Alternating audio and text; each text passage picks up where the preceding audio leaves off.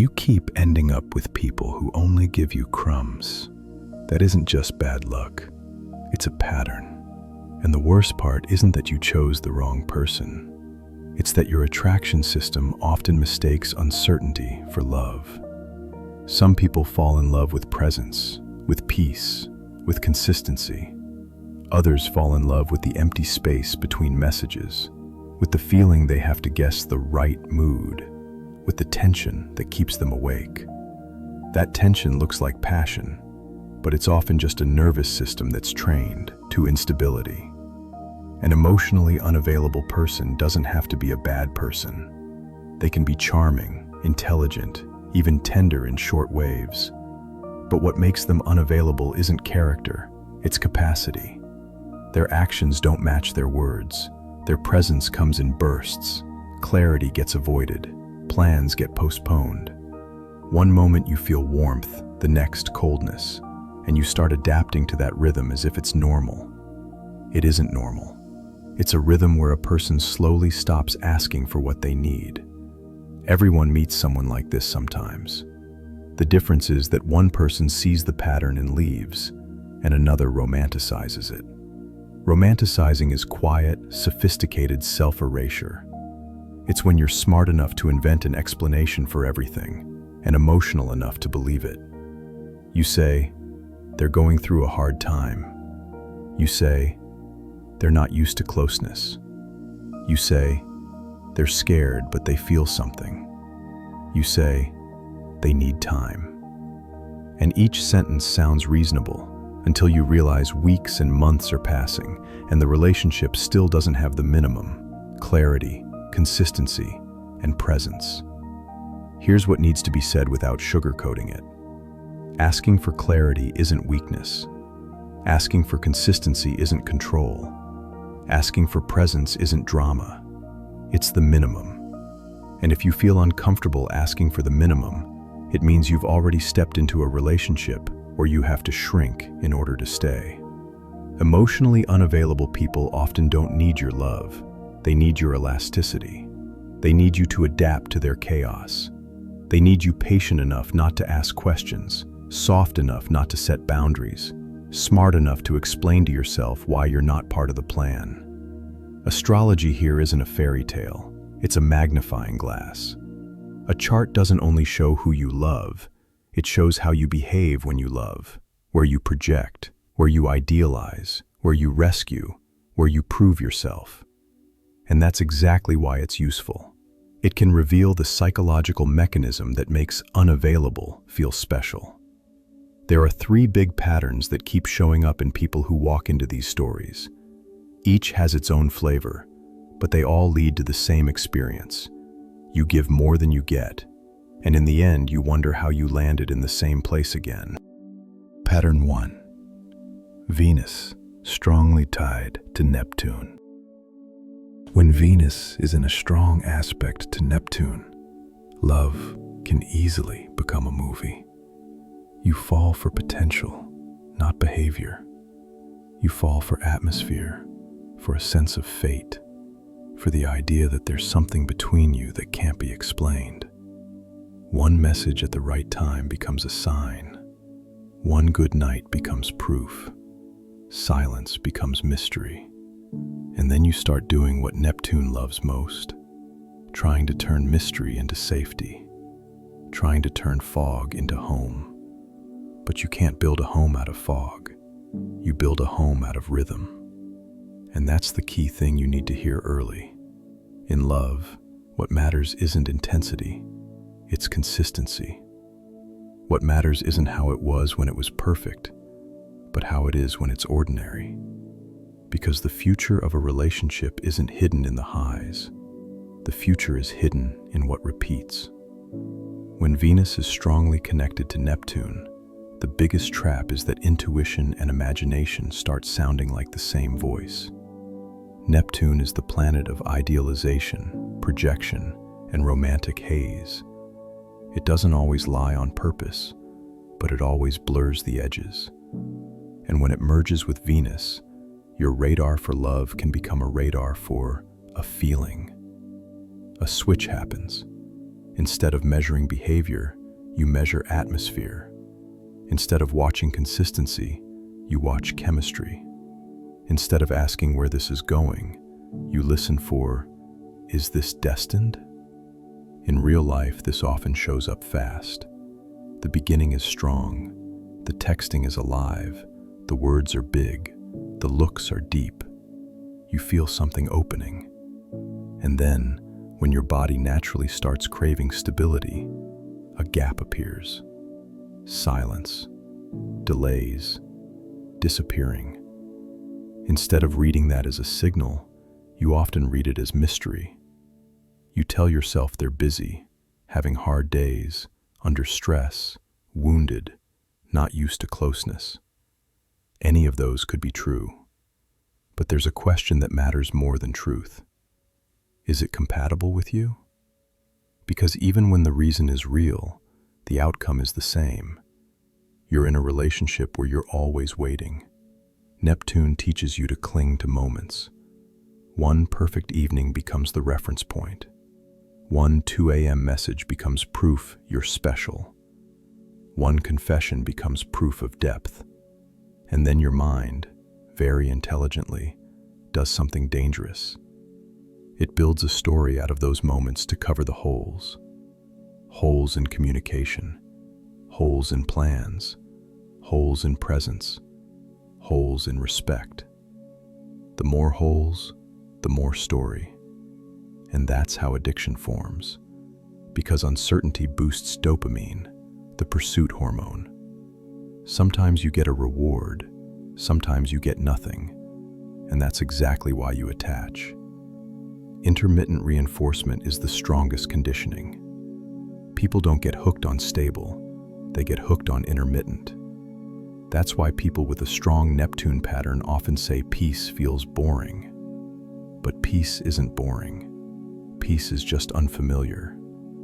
When you're used to waves, calm feels like emptiness. When you're used to drama, stability feels like a lack of passion. So you go back to what you know. You chase, you adapt, you watch your words. You hope they'll open up, settle down, decide. At some point, you're no longer choosing the relationship. You're trying to earn being chosen. The way out of Neptune fog isn't coldness, it's discipline. First, stop interpreting and start measuring. Don't measure the feeling, measure the rhythm. Don't measure the words, measure the actions. Second, adopt a rule that saves years. Watch consistency in the first 2 to 3 weeks. If they show up when they want attention and disappear when responsibility is required, that's a pattern. If plans constantly slide, that's a pattern. If clarity is avoided, that's a pattern. Third, ask the question that kills the fog, calmly, without drama. What do you actually want? And what can you realistically offer over the next 3 months? In time, presence, and commitment. Emotionally available people answer clearly. Fog-living people slip into vagueness, poetry, and explanations without decisions. And the most important part, if you see actions not matching words for 2 to 3 weeks, you step back. Not to punish them, to protect yourself. In this pattern, the biggest fall isn't that you love, it's that you replace intuition with hope, and then defend hope as if it were truth. Pattern 2, the 12th house. The second major pattern is the 12th house. Here, love doesn't become a movie, it becomes a shadow. The 12th house is the space of the subconscious, secrets, and repressed needs. It's where a person can be most noble and most vulnerable. Because the 12th house carries immense empathy, and empathy without boundaries easily becomes self-erasure. In this pattern, you often don't just fall for a person, you fall for a role. The understanding one, the patient one, the quiet support, the safe harbor for someone else's chaos.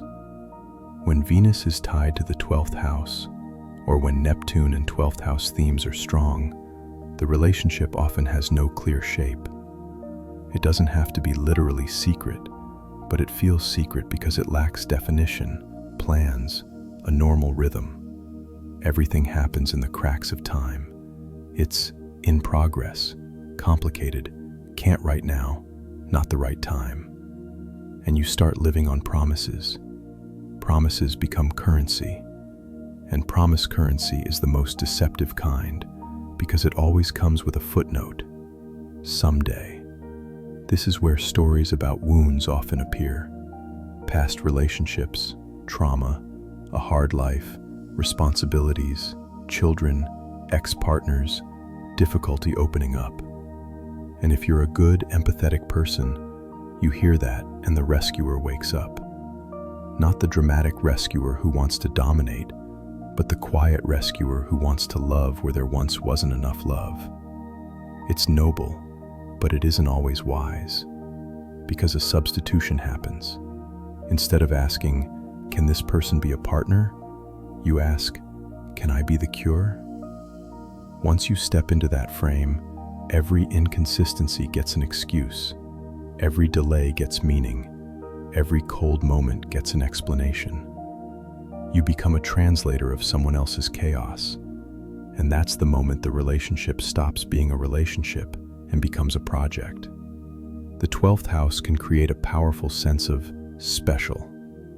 You feel like you have something others don't understand, like it's above the ordinary, like it can't all be spoken, like it's energy, fate. But here, you need to be brutal. Above the ordinary often means below the minimum. No spiritual connection justifies a lack of respect. No depth justifies someone not keeping their word. No karma justifies you standing in the hallway of your life, waiting for someone to decide. This pattern often has a night signature. Intimacy happens late. Messages arrive when loneliness is loud. Meetings happen when everything is quiet. And during the day, fog. During the day, delays. During the day, excuses. You get used to the rhythm because night gives closeness, and day is the price you pay. It's psychologically dangerous. Your nervous system gets a dose of closeness exactly when it's most vulnerable, so you attach. The next day you're left with emptiness, and you fill it with understanding. The exit from the 12th house is daylight, not as a metaphor, but as a criterion. The question is simple. Can this relationship exist normally in your real life? Can it exist clearly, without hiding, without constant waiting, without excuses that last for months? Can it exist with plans, rhythm, presence? If it can't, then it isn't love. It's escape. And escape always sends an invoice, paid in focus, health, dignity, and years. The second remedy is to stop confusing empathy with obligation. Empathy is the ability to understand someone's pain. It is not an obligation to carry that pain on your back. A partner is not rehab. A partner is not a project. A partner is not, "I'll love you until you get better." In a healthy relationship, two people support each other, but they don't use love as a crutch. The third remedy is a boundary that sounds cold but saves you. If you constantly have to shrink your needs for the relationship to survive, the relationship isn't surviving. You are disappearing. When you feel yourself getting smaller so the connection can last, that's not love expanding you. It's a story consuming you. Pattern 3. Saturn to Venus or the Moon. The third major pattern is Saturn to Venus or the Moon.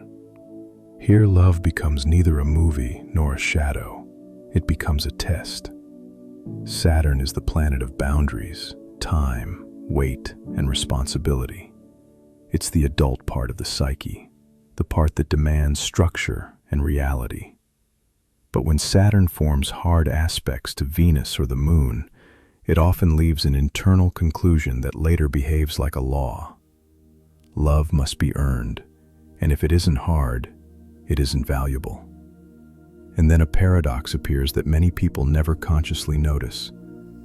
Peace feels suspicious, warmth feels too easy, and coldness feels like a challenge worth winning. In this pattern, attraction often bonds to distance. Someone who is present and consistent feels too simple. Someone who's late, disappearing, delaying, offering crumbs feels worth the effort. Love turns into a ring, not because you love suffering, but because your subconscious learned that attention comes through effort. If early experiences made love conditional, if you had to be good, useful, strong, or quiet to receive warmth, then the same engine activates later, proving. Love becomes a project where you're always asking, "Am I enough?" And you end up choosing people who keep handing you that question.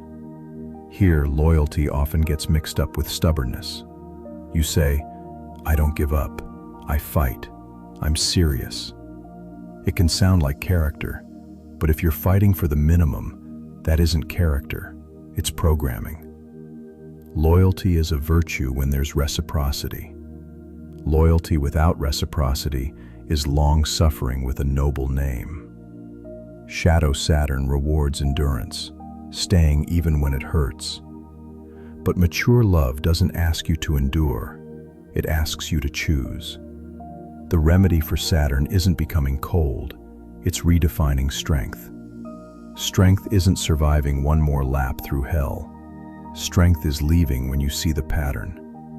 Strength is admitting chemistry isn't proof of compatibility. Strength is choosing peace, even if peace feels too quiet at first. Because the silence of stability isn't emptiness, it's safety. Consistency isn't boredom, it's maturity. Presence isn't something you earn, it's something that's either offered or it isn't. Now, when you look at all three patterns, you'll see the shared core. Neptune seduces you with intensity and fog. The 12th house seduces you with secrecy, waiting, and the rescuer role. Saturn seduces you with tests and proving.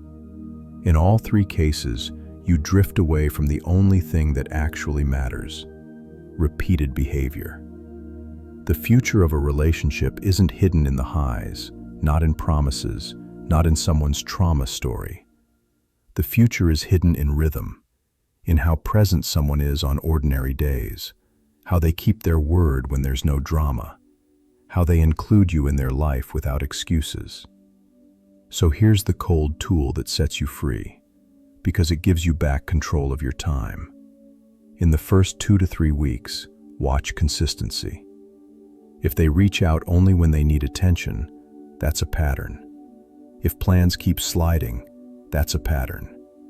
If clarity keeps disappearing, that's a pattern. If you feel anxious right from the start, that's a pattern. Then you make an adult decision. Stay in reality or stay in the story. Asking for clarity isn't weakness. Asking for consistency isn't control. Asking for presence isn't drama. It's the minimum. And once you start respecting the minimum, something strange happens. You stop being a magnet for unavailable people.